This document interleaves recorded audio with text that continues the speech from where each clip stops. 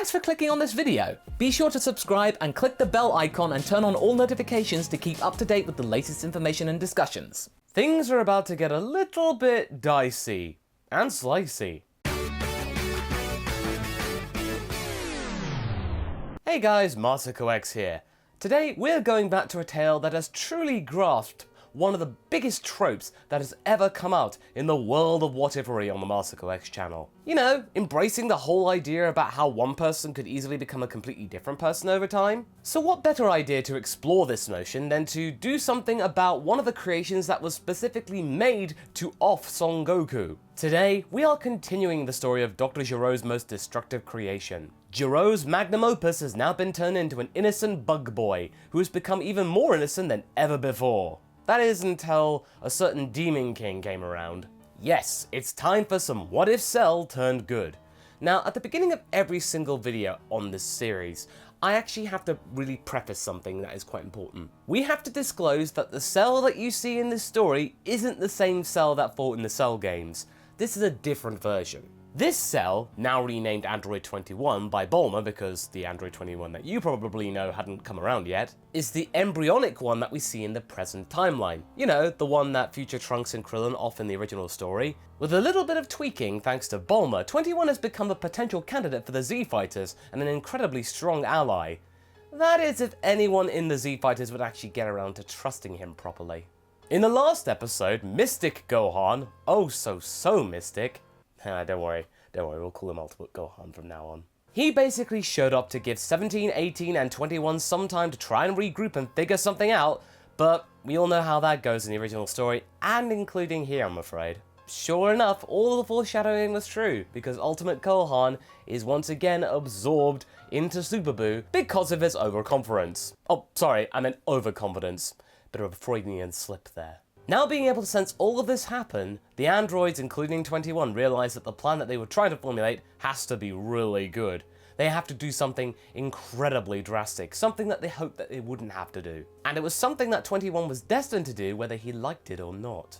I'm sorry, Bulma, but no amount of programming can get rid of a natural instinct of a biomechanical warrior. 17 and 18 put their differences aside and allowed 21 to absorb them. Just so long as this whole ordeal is done and over with quickly. They are then absorbed into Android 21, who suddenly begins his transformation, which is even more intense than in the original story. You thought it was intense when he was just absorbing one person at a time? Now it's just two at once. This is going to be pretty epic. I can only imagine that it would have been an absolutely sensational feeling. And I think the biggest reason would be is that Dabura's inclusion was accidental. This was meant to happen. But wait, Masako, how would 17 and 18's power make a difference in the proceedings now in the Buu saga? Keep in mind that the androids in this timeline have actually been training. Why have they been training? It's because 21's been around and they didn't trust him and they thought that he would go rogue. They would have had to been the ones to deal with him. Therefore, 17 and 18 are quite a bit stronger than they were in the Cell saga. Not a lot, but noticeably so. And 21, of course, has been training with Piccolo, trying to gain some discipline and concentrating his power.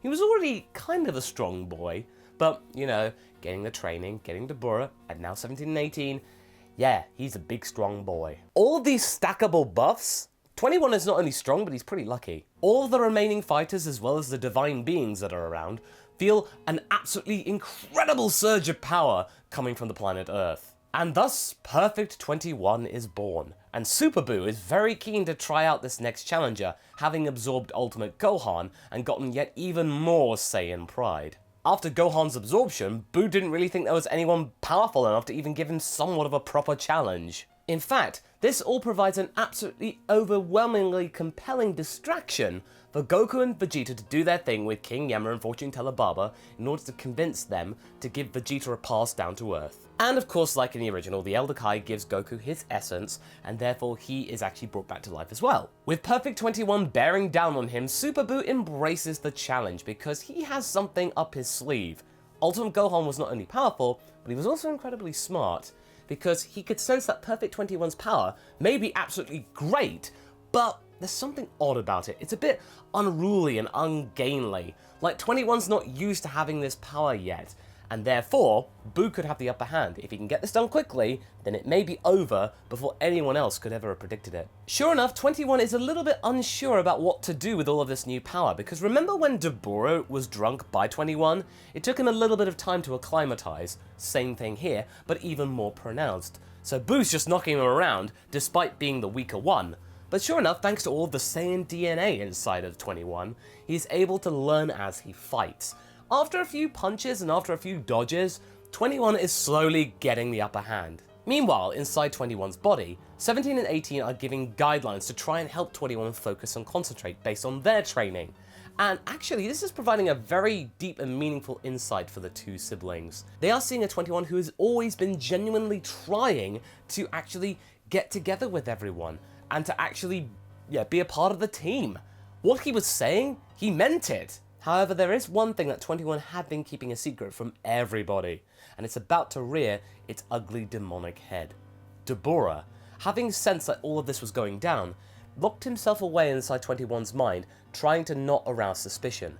He was just watching from the shadows, waiting for the moment to strike and embrace this new power. He was watching 17 and 18 hone 21's focus with all of this new power, and slowly but surely 21 was slowly being corrupted by Dabura's essence. Very, very slightly, mind you. The power boost was slowly coming in because Dabura didn't want to be caught. For a while, Dabura was just a voice inside 21's mind, as well as lending some of his power. But now that 17 and 18 were helping reaping the rewards of 21's full potential, this was the time for Dabura to take full control. 17 and 18 are too distracted to see 21 actually win this fight to actually even notice. And a byproduct from all of Dabura's influence and corruption is that 21 is getting more and more confident. As that's going on, Vegito and Goku are frantically arriving on Earth just to witness Perfect 21 absolutely dominating against Super Boo. As Goku's being surprised, Vegeta is now cursing everything that's happened because it was just basically a complete waste of time. He may as well have just stayed in the other world and let everyone else do their thing. It was just a complete and utter faff the last few hours. 21 then finishes off this fighting masterclass by going inside of Boo and pulling out everybody that he absorbed. Goten, Trunks, Gohan, and even Fat Boo. But as you may know from what Vegeta did in the original, he would then revert to Kid Boo. But I think 21 would actually just want to finish the job pretty quickly, all that confidence. So before Kid Boo can actually really coalesce into a perfect being, 21 just basically vaporizes the beast. No chance of regeneration, Evil Boo is no more. Goku and Vegeta are absolutely stunned. They weren't needed at all. But Vegeta is somewhat wary of this, because now seeing this perfect form right before him, despite being in Piccolo's gi, it just feels very odd that Perfect Cell is on their side now, even though it's not Perfect Cell. With the fight over, Perfect 21 then spots Goku, and is looking extremely elated to see the guy he really looked up to. He approaches the two in a really friendly manner, none the wiser about what's about to happen next. 21 is extremely joyous to see Goku and gives him an absolutely immense bear hug, because remember, 21 likes giving hugs. Unfortunately, in that crucial moment of being hugged, 21's mind is then suddenly overtaken by Dabura. 21's face is mutating in some way. It's now becoming a bit more like Dabura. Before Vegeta can actually say anything meaningful, Goku is then suddenly hurled backwards, basically catapulted in an absolute bear grip by now perfect Dabura. This whole complete transformation that Dabura had been meaning to do was complete, 21 being locked away. Perfect Dabura is absolutely triumphant. This body was even better than he could have ever expected. Now no longer contained by the shackles of Babidi's control or influence, the Demon King can now use his full powers to the maximum extent. He cannot be stopped, and his first act would be to summon the Demon Realm to overtake Earth and to make this his new homeworld where he can be King Dabura. Or more like Mr. King Perfect Dabura. Earth will become a gateway for the Demon Realm, and the Kais up above, now barely stronger than Frieza, will be powerless to stop him. However, there's one last chance for the good guys to actually be able to do something, and that is thanks to the Potara they have as a backup.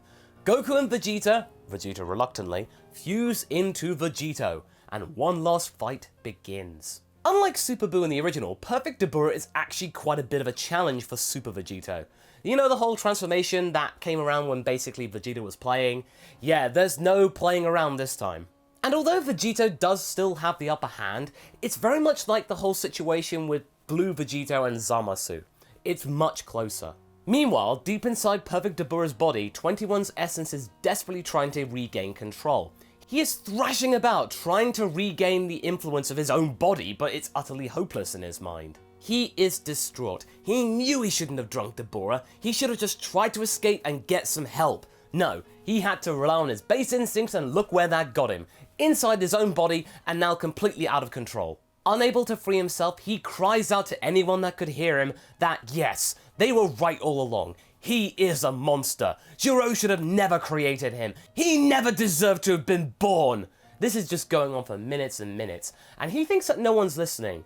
Yeah, there is someone. 17 and 18 inside his own mind are just hearing all of these really desperate pleas and cries and moans, and it's really affecting them. 21 has always had the genuine desire to bond with 17 and 18, his siblings. This is just becoming more apparent. He is a true blue good guy. They can see how utterly devastated he is at not being able to do anything, and thusly, at this point, it all clicks. 18 then suddenly realizes that there is one last thing that he could possibly do. It may not work, but it's worth a shot. Can 21 use some of the DNA that he got from Piccolo to be able to communicate with someone on the outside? 21 isn't that sure whether it will work, but, you know, what else can he do right now?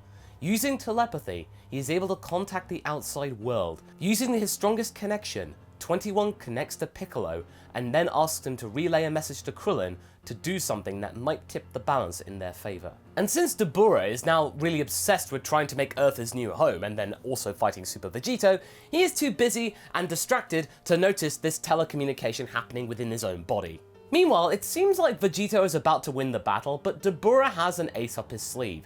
He knows about how Potara works, so all he has to do is just stall for time. And when Vegito comes in for the final blow, they suddenly defuse. The time limit is up. But I bet you're thinking that Dabura's about to trounce them both while they're defused. It's not as simple as that, because that fight took a lot out of Perfect Dabura. While Dabura is gloating over the two Saiyans' defeat, Krillin comes in with a Destructo Disc that is able to slice the demon clean in half. He is distracted, and therefore it works. And yes, I know, in the original, Perfect Cell was able to easily trounce the Destructo Disc, but I think there are a few factors in Krillin's favour. First, Dabura doesn't have complete control over this body, he's also distracted, and nor does he have the foresight to actually pay attention to his surroundings. He thinks everyone else is meaningless and only Vegito was around. And besides, he's not even that worried because he knows about the party trick of Cell, regeneration.